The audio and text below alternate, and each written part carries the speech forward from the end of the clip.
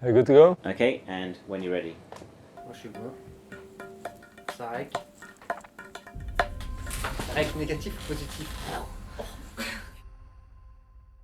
Tell us a little bit more about the Pure range. I know a lot of time and effort has come into this.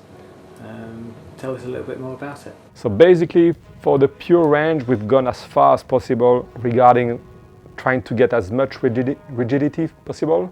The best hydrodynamic also, the foil. Those foils are super stiff, super fast, and the amount of control that you get out of a stiff foil allows you to push the limits basically, either in the turns or in the speed. En fait, cet avion Pure, pour le concevoir à la base, on a pris tout ce qu'on a appris avant chez Foil & Co et chez AFS pour avoir toute la technologie.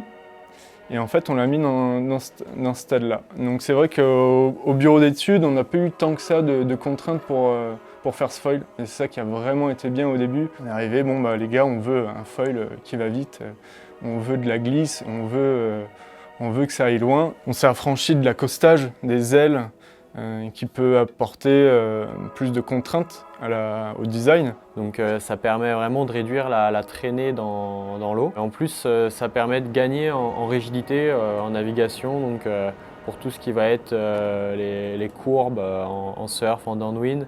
On va vraiment gagner en rigidité, donc en réactivité. C'est vrai qu'on a toujours usiné nos fuselages, c'était une bonne techno, mais là on voulait aller plus loin. On s'est dit, est-ce que ce serait possible de mouler l'emplanture du mât?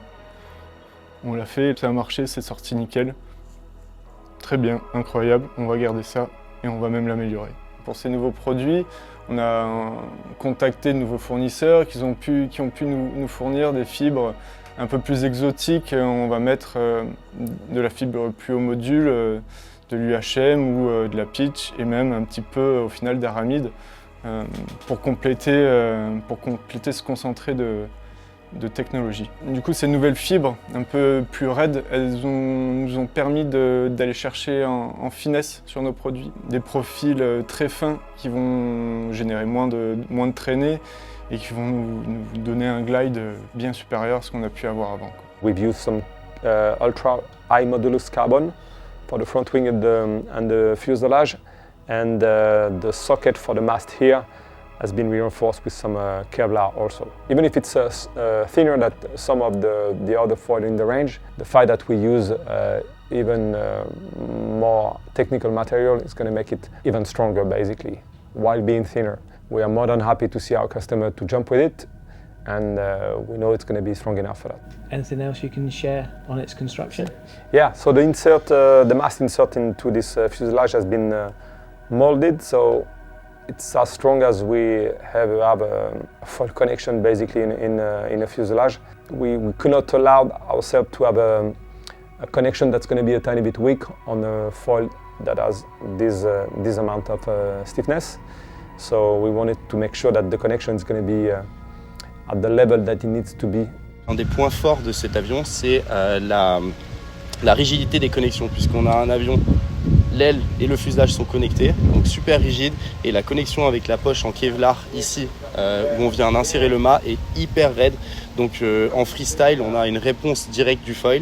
En vague aussi, on a énormément de contrôle, et après en race ou en downwind, ce sont des foils qui sont très très performants et très réactifs. Ce qui avait vraiment été top pour le développement de AFS Advance, c'est en fait l'aspect no limit qu'on a eu pour la recherche et le développement. En parallèle de ça, ça a été de pouvoir constater nous-mêmes du coup les performances boostées sur les tests à l'eau, où à chaque fois c'était hyper concluant, donc voir que l'investissement dans tout ce travail était à chaque fois payant. Tous les premiers retours ont été hyper concluants, que ce soit nous au BE, donc avec Quentin Rioux, Tanguy Billan, mais aussi avec notre team de développeurs, donc Richard Boudia, Bruno André, et puis bien sûr avec tous nos top riders, donc Alan Fédit, Julian Jordan et Axel Gérard. C'est assez difficile de dire combien de temps ça nous a pris de développer cette gamme. C'est un concentré de technologies qu'on a chez Foil & Co et donc en fait qu'on développe depuis un certain nombre d'années. Understand the pure foil comes in 3 different sizes. Tell me what's the difference? So this one is the 900, there's a 700 also available, and we're working on a smaller size. And basically the 900 is the size that allow you to get into those light to medium to strong wind while still keeping the pumping ability, for example, like for surf foiling or for subfoiling also. You could downwind this foil also pretty easily. It has the pumping ability that the 700 will still have, but it's going to be more technical for a regular prone surfer, prone foiler to get a good pumping of it. But then after, for any kind of windy day on the wing, wave riding on the wing, downwinding on the wing, the 700 is just crazy good. It's a great racing size also. 700, on va pouvoir aller quand même un peu plus vite parce qu'on réduit vraiment la quantité de frottement dans l'eau. It's pretty much the highest performance to or around ratio in the range, I would say. And the smaller size is going to be really speed racing orientated. It will be also a great foil for any towing in good size swell, surf foiling or subfoiling in good size swell also. So basically you could also separate the 900 and the 700 from rider's weight, that are going to be quite different. Let's say somebody 80 kilos or above is going to be more likely to have his all-round foil as a 900 for somebody skilled enough, obviously. And lighter riders, they will be able to pretty much do the whole surf foiling, wing foiling, and downwinding with the 700. I guess if they are under the 70 kilos. It's always depending on the skills of the rider and on the conditions also. The great thing about those foils is they are really high performance, but they're really good all round also. So they're not specific to one area only. They're not only racing foils. They're great for turning, great for downwinding because they have a really good glide.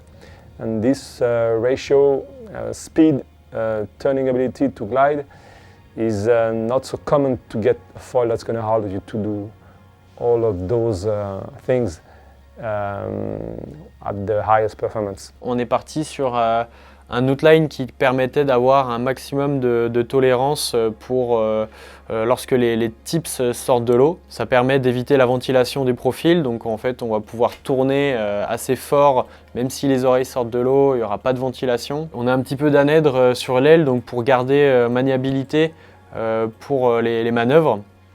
Donc ce qui est hyper important, de pouvoir virer facilement tout en restant en l'air. On a choisi de garder le stabilisateur démontable parce qu'on peut avoir des comportements vraiment différents juste en changeant le stab sur la même taille d'aile. On va vraiment gagner en stabilité, en roulis, donc ce qui sera vraiment pas mal pour naviguer à plus haute vitesse et à la contre-gîte. Par contre, si on veut que le combo devienne vraiment plus joueur, pour surfer les bumps, pour faire un peu de downwind. Là, on pourra changer le stab et passer sur une taille de stab beaucoup plus petite qui va permettre de gagner en maniabilité et en réactivité. Le foil pur est un foil qui est très polyvalent aussi bien en vague qu'en downwind, qu'en freestyle ou bien en race. C'est le foil que j'utilise et j'adore en compétition, donc j'utilise en GWA sur le World Tour. Et également pour les entraînements ou des sessions, des funny sessions avec les copains. Et on est resté du coup sur la même taille de fuselage que la gamme Performer, tout simplement pour pas partir de zéro. On avait une très bonne glisse avec notre gamme Performer. On a juste voulu vraiment l'améliorer au niveau performance hydrodynamique. The length of fuselage has been defined because we've been doing the development of the stabilizer at the same time. So we made sure that we did develop all the smaller sizes stabilizer, let's say for wave riding or surf foiling, in comparison with the length of fuselage that we were thinking of at first, to make sure that the compatibility with the racing setup would be great with the wave riding setup, basically. So, for example, if we use a shorter fuselage, we would have gone probably with a bigger stabilizer because the strength and the push from the stabilizer is going to increase with a bigger length of fuselage. So basically we are allowed to use some smaller stabilizer with less drag because we use a pretty decent sized fuselage. So we're pretty much in the middle, and we just adjusted the length and surface area of the stabs to make sure we have the highest performance possible. Longer fuselage are actually better to do some long distance pumping. It's always like fine-tuning what you've got, length of fuselage compared to size of foil, size of the stabilizer also. That's why this foil is that good, I think. It does get to the point where it's super stiff. It gets everything that the theory of the foil on the files.